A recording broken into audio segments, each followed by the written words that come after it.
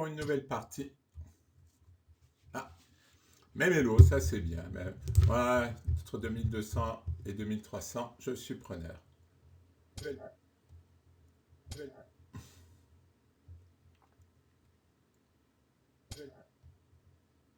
Ah, toujours ce test indienne.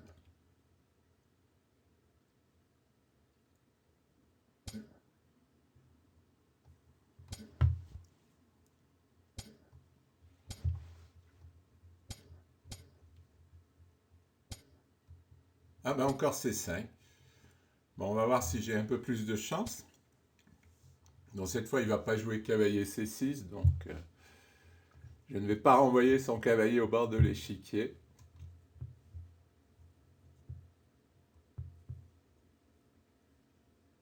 Ah, il a joué A6, je ne l'ai même pas vu.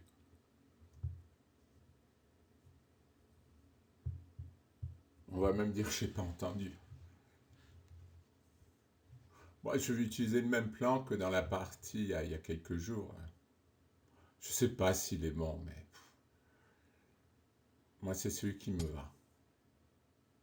C'est drôle.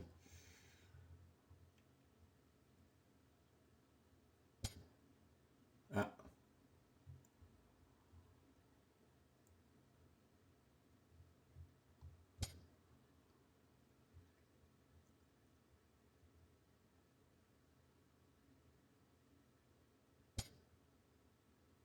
ouais, il veut pousser E5 et si je prends, il veut que la dame protège et il veut reprendre avec le cavalier pour activer ses pièces.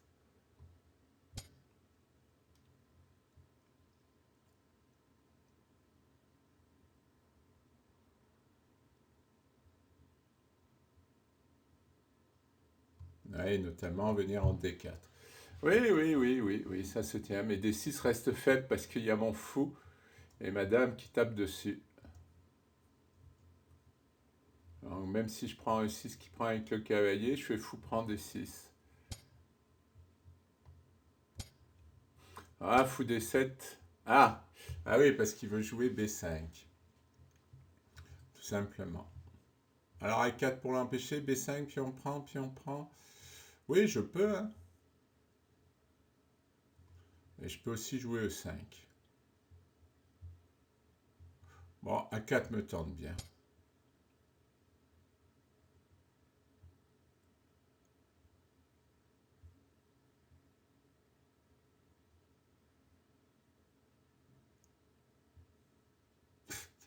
Non, il est bloqué de partout.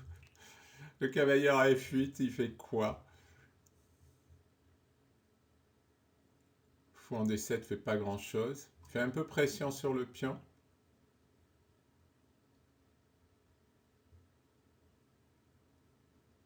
Je suis surpris parce que j'ai une variante, je ne sais même pas si ça existe ou quoi que ce soit. C'était un plan que j'avais retenu, mais je suis surpris comme bah, peut avoir une efficacité, quoi. Mettre le fou à F1, bon, c'est une idée comme ça, hein, personnelle.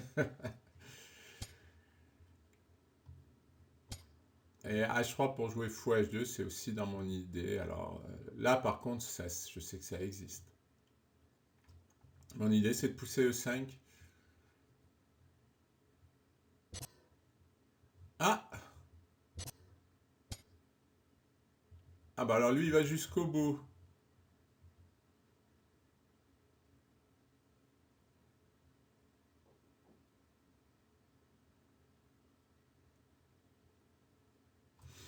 Ah ouais, je suis surpris.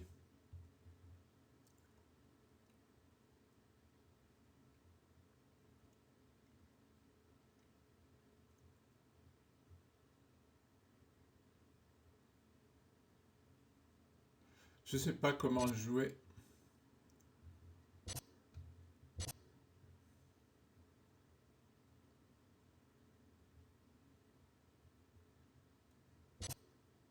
Là, j'ai envie de jouer C4.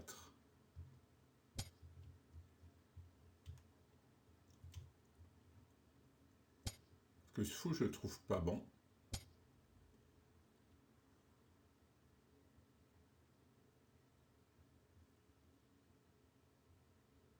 Je trouve qu'il manque d'espace.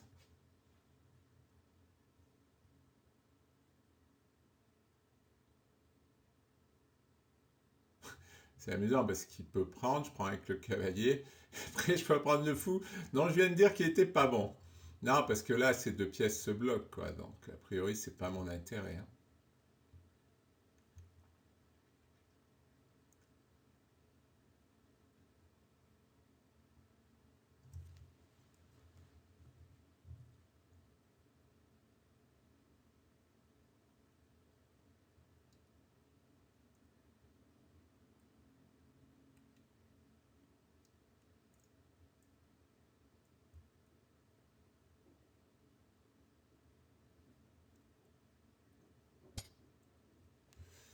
Ah, comme ça. Remarque, ça lui évite de me donner la case 5.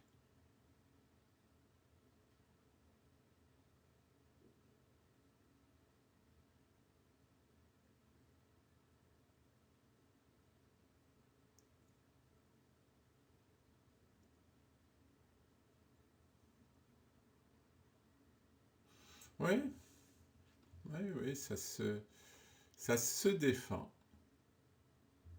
Alors moi, je suis peut-être pas obligé de prendre. Parce que si je prends pas, il y a une position un peu passive quand même.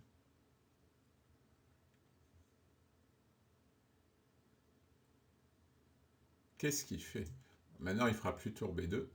J'ai mis mes tours en contact déjà. Alors, il a enlevé le cavalier. Il peut revenir par là. J'ai envie de jouer dame H6, mais H7 sera jamais fait parce que ce cavalier, il est à moitié mort.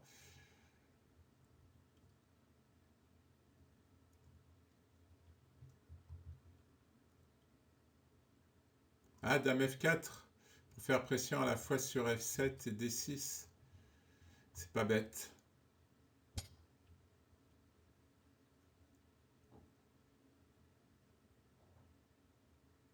Ça serait drôle qu'il revienne en H5. Ou l'art de perdre son temps.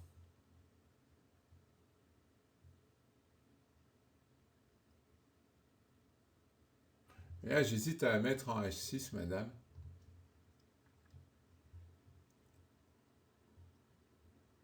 Ah, sur cavalier H5, je peux faire pion prend. Parce que s'il prend la dame, je prends la dame et je menace la tour et je menace le cavalier. Ouais. Donc cavalier H5, ça ne marche pas. En fait, il veut absolument pas prendre. C'est ça qui est drôle. C'est qu'en fait, il est quasi obligé de prendre. C'est vrai que ça va activer mon fou. Mais c'est un peu dans l'idée quand même. Bon, je crois que je vais couper parce qu'il va mettre un temps fou.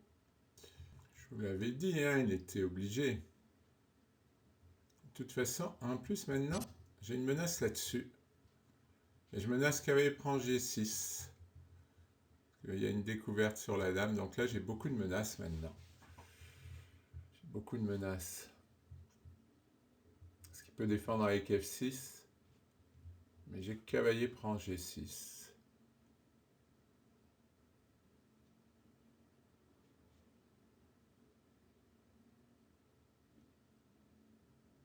Ah, c'est drôle. Non, j'aurais pas cavalier prend E7. Ce qui sacrifierait la tour. Non, je voulais faire cavalier prend G6. Dame prend. Et je voulais me gagner un petit pion. Mais c'est oublié que la tour prendrait. Et je serais obligé de reprendre la dame et j'aurais perdu. Oh non, je perds un cavalier mais je gagne la tour. Mais il prend avec échec. Alors ça sert à quoi? En fait, il n'a pas vu ma menace. Déjà, j'ai un petit cavalier C6 aussi, qui est pas mal. Qui attaque là. Alors, cavalier prend G6, c'est fort. Bon, je gagne un pion. Cavalier C6, c'est pas mal aussi, hein. Ah oui, c'est même bien, cavalier C6. Parce qu'il échange les dames. Il joue tour B7 pour défendre 7. Ouais, il n'y a plus rien. Allez, cavalier G6. Il n'y a pas une... Non, il n'y a pas de contrepointe. Oui, je menace la dame, hein.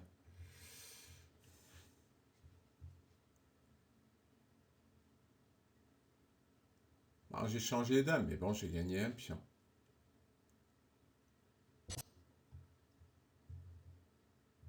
Voyons. Si je prends la dame, il bouge sa tour. Il me prend le cavalier. Ouais, non, je vais donner 2 pièces. Là. Je vais donner 2 pièces. J'ai gagné un pion, la paire de fous, mais rien de décisif encore. Et il peut avoir de l'activité. Non, il ne peut pas jouer fou D3. Ah, c'est curieux ça. J'ai D6. D6, E5.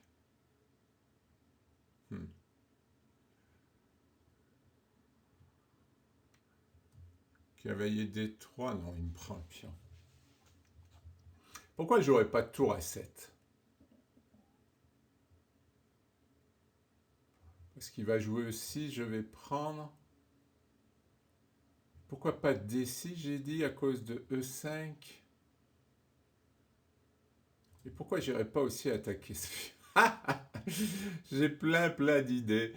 Le problème, s'il joue tour à 5, oh oui, il va encore se mettre sous une découverte.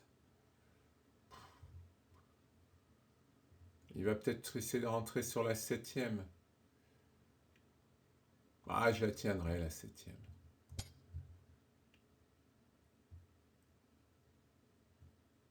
Ah non, il se met pas sous une découverte. Qu'est-ce que je raconte?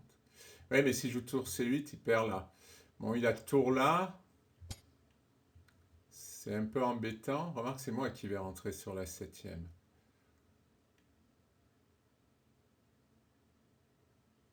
C'est un peu embêtant, tour là. Mais il ne peut pas attaquer avec le fou. Ça m'embête un peu. Alors, tour prend. Tour là. À la rigueur, je joue G4.